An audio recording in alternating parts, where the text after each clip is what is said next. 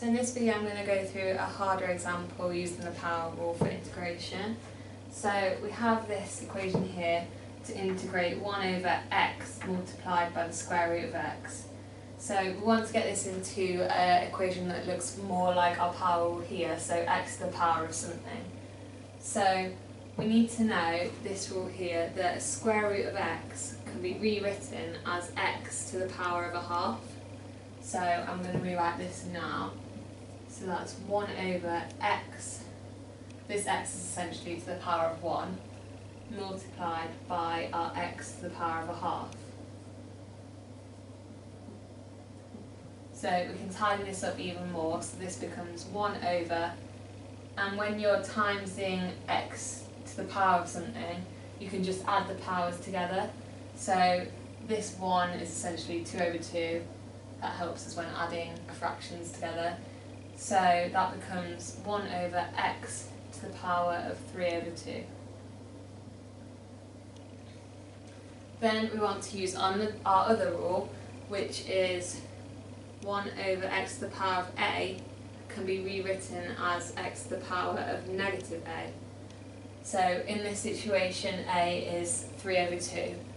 So we can rewrite this as the integral of x to the power of negative 3 over 2, and we're integrating with respect to x.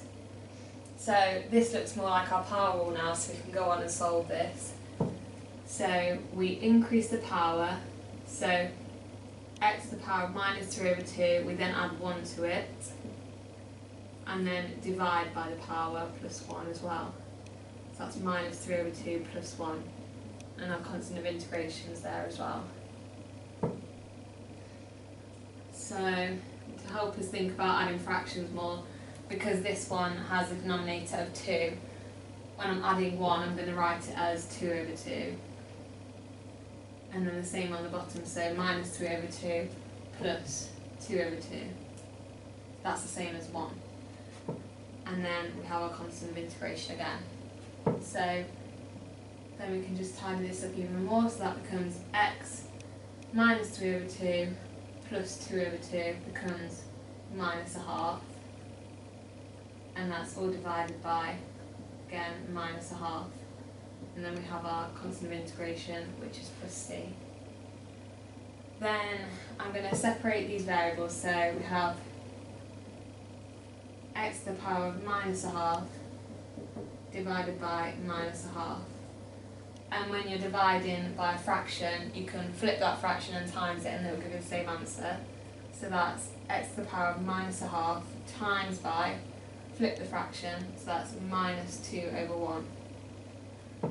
So we can rewrite this as minus 2 x to the power of minus a half, and we have our constant of integration c there.